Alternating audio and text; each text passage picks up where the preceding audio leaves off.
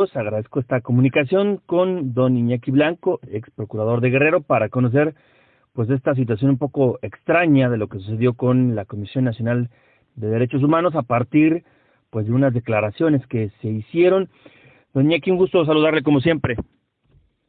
El gusto es mío, Federico Silva, a tus órdenes. Buen día. Agradecerle. ¿Qué pasa con este tema en algo pues extraño?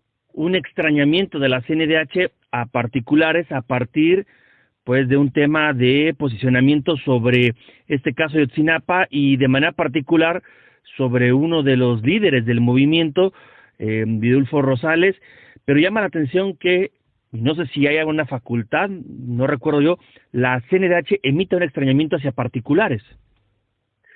No, Federico, no lo hay. Como seguramente tú tienes presente, tu servidor se desempeñó en distintos momentos como servidor público en la Comisión Nacional de los Derechos Humanos.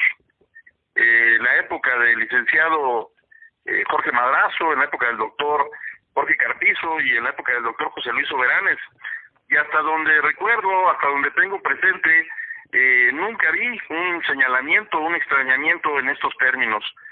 Me llama mucho la atención que hoy se realice un planteamiento así contra quienes, pues en su momento tuvimos el carácter de autoridad buscando nuestro descrédito, y no así que haya un pronunciamiento claro, puntual, contra los perpetradores de los hechos delictivos, esto es, la organización delictiva Guerreros Unidos.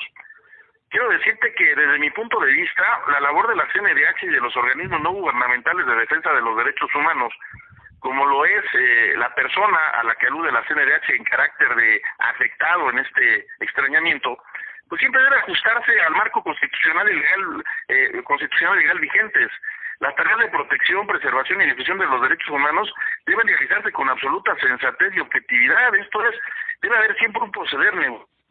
Y como tú bien señalas, a la fecha, el exgobernador y tu servidor no somos más que simples particulares. Hace más de 6 años que dejamos de ser autoridad.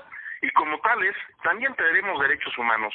Es así que cuando hay un señalamiento o referencia a nuestra persona, pues estamos en aptitud de hacer valer nuestros derechos humanos, particularmente el derecho a la libertad de expresión, y estamos en aptitud de contestar, más aún cuando se incurre o cuando se hace uso de la mentira, de la falsedad, de la injuria o la calumnia.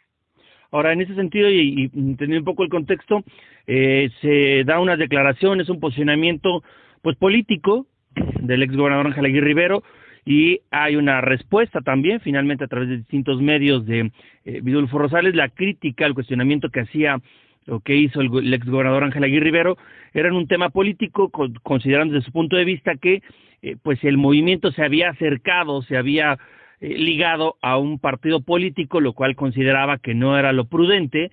Por ese tema hay una contestación, pero sí llama la atención que la CNDH tome partido en este sentido, con esta consideración de que pues los involucrados no son autoridad y finalmente es un ejercicio de intercambio de puntos de vista y de ideas. En efecto, mira, este posicionamiento, más que jurídico, más que propio de un organismo de defensa de los derechos humanos, que debe de actuar con ecuanimidad, con imparcialidad y rectitud, es un pronunciamiento político. Es un terreno en el que a mí no me gusta involucrarme. ¿Por qué? Porque yo siempre parto de aspectos que tienen un sustento legal. Como tú bien señalas, bueno, aparece la columna del señor exgobernador, hay una respuesta por parte de Vidulfo, la leí, entiendo que en esa respuesta no alude a mi persona directamente, pero sí alude a distintos aspectos. Yo lo que quisiera decirte sobre todo este tema es que me parece raro que a la fecha se busque acudir a un candidato a la gubernatura del estado, cuando todos sabemos que desde hace ya varios años el asunto es materia federal en régimen de exclusividad, porque estamos hablando de un tema de delincuencia organizada. No veo el por qué hoy se pretende inmiscuir una vez más a las autoridades estatales, las cuales no podrían ir más allá de una coadyuvancia. Hoy sabemos que existe una comisión para la verdad y el acceso a la justicia, y tenemos claridad en ese sentido, de que corresponde a la Fiscalía General de la República actuar en consecuencia. Es decir, ningún candidato, aunque lo prometiera, por una facultad jurídica y legal, pudiera tomar el caso y darle una solución. Por supuesto que no, te repito, el asunto desde hace ya varios años, en el momento mismo en que la Fiscalía General de la República, en ese entonces Procuraduría, decidió atraerlo, se convirtió en materia federal. Hoy sabemos, porque además fue parte de los compromisos que asumió la actual administración, particularmente del señor presidente de la República, que existe una comisión para la verdad y el acceso a la justicia, y que en ella están integradas distintas instancias de gobierno, así como otras personas que actúan en carácter coayudante. Están ahí los grupos de expertos de la comisión, el grupo de expertos de la Comisión Interamericana, está representantes de la Oficina del Alto Comisionado de Naciones Unidas, una representación de los padres de familia y los organismos no gubernamentales de defensa de los derechos humanos que asisten a estos últimos. Además, ante ese organismo es que hemos comparecido distintas personas, entre otras el exgobernador y tu servidor, y hemos dado cuenta puntual, a detalle, de cuál fue nuestra actuación en la atención del caso. Además, como tú bien sabes, también rendimos ampliación de declaración ante la actual Fiscalía General de la República. Nosotros hemos aportado todo aquello que está a nuestro alcance y hemos respondido todo tipo de cuestionamientos. A mí lo que me llama la atención es que existiendo también una recomendación por parte de la CNDH, lo cual quiere decir que la investigación sobre el caso ya se determinó en ese organismo, pues a la fecha no se nos haga saber cuál es el estado que guarda esa recomendación por cuanto al seguimiento de los planteamientos que fueron dirigidos a distintas autoridades y que por el contrario, de un modo u otro, se politice una vez más el caso. No olvidemos, y siempre lo he dicho, Federico, sí, cuando la política se mezcla con el derecho, regularmente triunfa la política en perjuicio de la justicia. No debemos permitir una vez más que el asunto se politice, que el asunto se ensucie o se enturbie. Lo que requerimos es conocer la verdad de manera fehaciente e indubitable. Y es ahí donde me llama la atención que un organismo protector de derechos humanos también se involucre. Pues sin duda creo que es interesante y una, como siempre, muy clara explicación de todo esto, don Iñaki, y que ojalá este tema se mantenga dentro del cauce jurídico que se ha ido construyendo y del que se tiene pues información importante, si bien no ha quedado del todo esclarecido, pero creo que sí hay un avance jurídico sólido, importante, reconocido incluso por la propia administración, que sería lamentable que se contaminara por un tema político electoral.